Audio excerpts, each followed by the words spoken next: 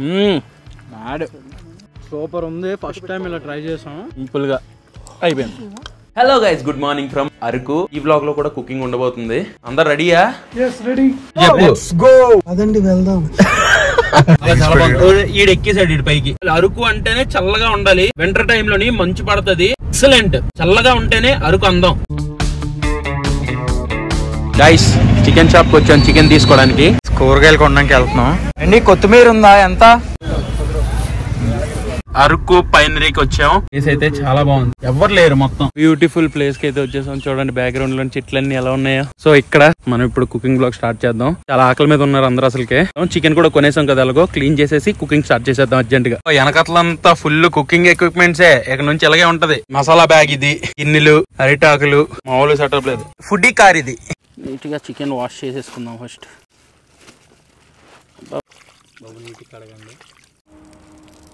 మేము ఇక్కడ వంట వండుతుంటే వాళ్ళు అక్కడికి వెళ్ళి ఉయ్యాలు ఊక్కుంటున్నారు. వండడానికి మాత్రం సహాయం చేయరు, తినడానికి మాత్రం ఫస్ట్ వచ్చేస్తారు. ఆకలేస్తుందని. సిగ్గు ఉండాలి.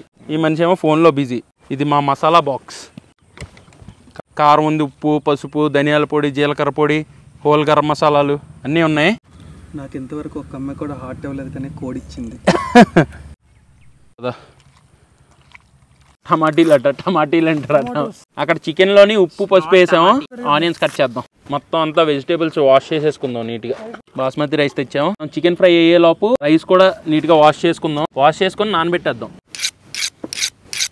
ఇలాగ పొడవుగా కట్ చేద్దాం. కర్రీకి అయితే రఫ్ చిమ్టూస్ వచ్చేసాయి. నా దగ్గర ఒక ఐడియా ఉంది. థమ్స్అప్ బాటిల్ కోసేస్తాడు. గ్లాస్ లేదు, గ్లాస్ రెడీ అయిపోయింది. మావాడు ఆనియన్స్ కట్ చేస్తున్నాడు. మావాడు గ్లాస్ రెడీ చేశాడు. ఈయన మాత్రం ఎప్పుడు చూసినా దీనమ్మా ఛీ. 6 సరిపోతాయి నాకు తెలుసు. మొత్తం మంచి స్టార్ట్ అయింది. ఇలా నానబెట్టేద్దాం గైస్. ఈలోగా మనం చికెన్ ఫ్రై రెడీ చేద్దాం. ఈ సూట్ కేసులో మన అస్త్రం ఉంది. ఇది మన స్టవ్. ఇది మన గ్యాస్ క్యాన్. ఇది పెట్టుకోవడమే. ఇలాగ పెట్టి బటన్ నొక్కేయడమే. లేదో వర్షం స్టార్ట్ అయింది. కాసేపు వర్షం అయితే మేము వండుకొని తినేస్తాం కదా. కరెక్ట్ టైంకి వర్షం పడుతుంది.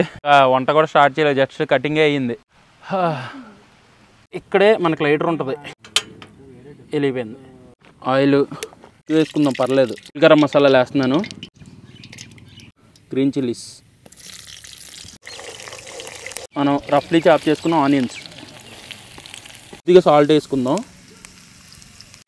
మంచిగా ఇవి మగ్గితే సూపర్. మంచి గోల్డెన్ బ్రౌన్ కలర్ వచ్చినంత వరకు ఫ్రై చేసుకుందాం. అంటే మనం మరీ ఫ్రై చేయట్లేదు, మరీ కర్రీ చేయట్లేదు. సెమీ గ్రేవీలో చేస్తున్నాం. ఎందుకంటే పలావ్ రైస్లో కలుపుకొని తినడానికి బాగుంటుంది. మనోడు టమాటోలు కట్ చేస్తున్నాడు. వాటర్దే పని చేస్తారు అంటున్నాడు. ఇంట్లో నార్మల్గా కుక్ చేసుకుంటాం, కానీ అవుట్డోర్ కుకింగ్ అనేది అదొక నెక్స్ట్ లెవెల్ ఫీలింగ్. అయ్యా లాస్ట్ మూమెంట్ లో వెల ఇచ్చేస్తున్నాడు. ఇప్పుడు 540 అయినా మనం బయట తినొచ్చు. బట్ చూడండి, ఇప్పుడు మనకి 540 అయిపోయింది. వీళ్ళు ఫోటోలు గట్టాలు తీసుకొని లేట్ చేస్తారు. బయటైనా తినేయచ్చు, కానీ ఇలా చేసుకోవడం అనేది ఒక ఆనందం, సాటిస్ఫాక్షన్.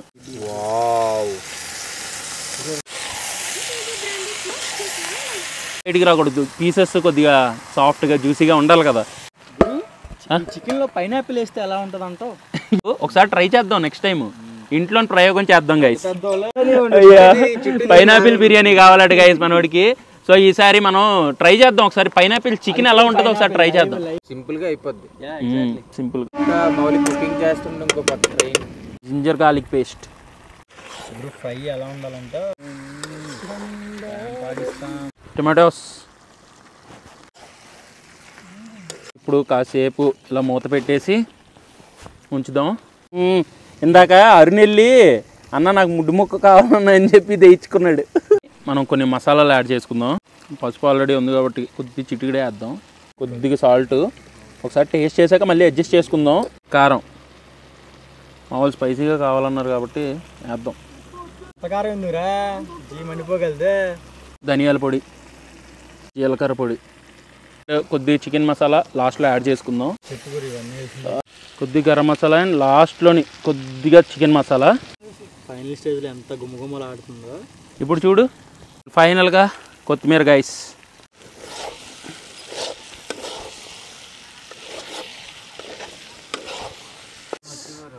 ఇది ఇలా కూడా సింపుల్ పలావ్ రైస్ కోసం కొద్దిగా ఆయిల్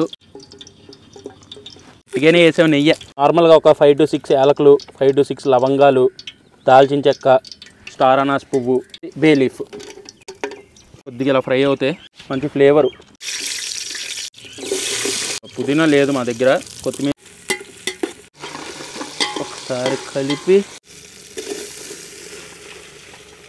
కొద్ది కారం, పొడి, సాల్ట్.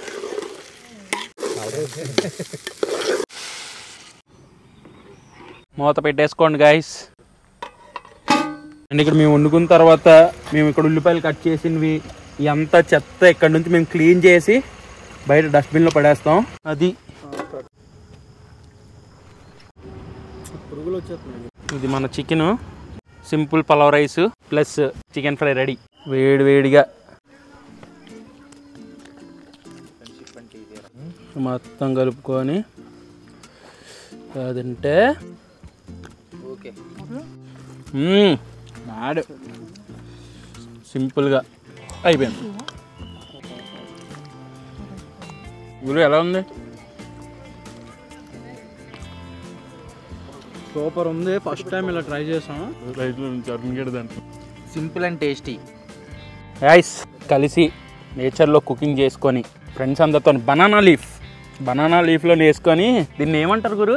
బంతి భోజనం. మొత్తం అందరు కలిసి తింటున్నాం. అరే హౌ వాజ్ ది ఎక్స్పీరియన్స్?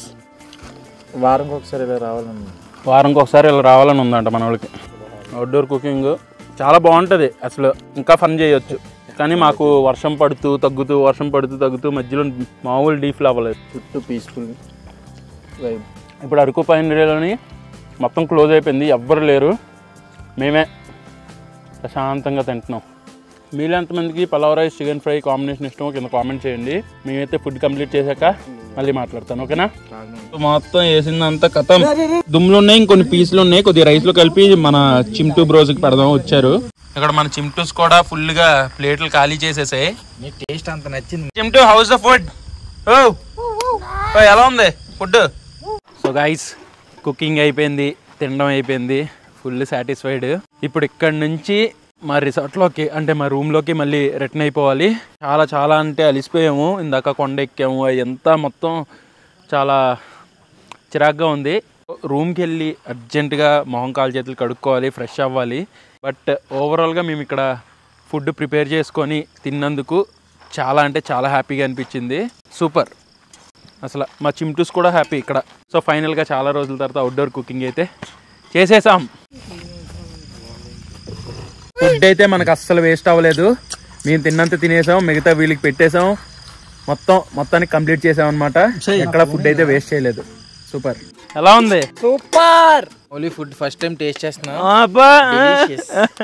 ఇప్పుడు ఈ గిన్నెలన్నీ కడిగి ఈ గిన్నెలన్నీ మళ్ళీ సర్దేసి కారులోని ఇక్కడ నుంచి మనమైతే రూమ్ దగ్గరికి వెళ్ళాలి. అక్కడ